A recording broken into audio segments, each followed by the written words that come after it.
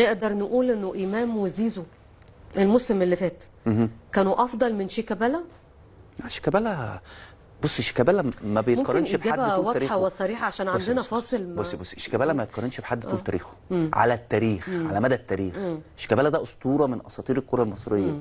واللي ما يقولش كده برضو يبقى راجل بتاع بطاطا مش بتاع كوره. عشان بس من ايه، انما هم يعني لما يوصلوا لسن شيكابالا هيأدوا بنفس شكل شيكابالا. دي في علم الغيب بس لا، انا بكلمك بناء على اللي قلته دلوقتي ومقارنتهم بشيكا. لا انا اصل هقارن شيكا ده سنه كام وده سنه كام.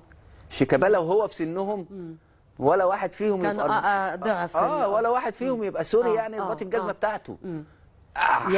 طبعا شيكابالا ما كانش فيه اخوه في مصر. ولو شيكابالا الامور مشيت بيه زي اخر 10 سنين في الكوره او اخر 7 سنين في الكوره بالعقليه اللي كان موجود فيها اخر 10 سنين، ما كانش لاعب في مصر، كان لاعب في احسن حته في اوروبا.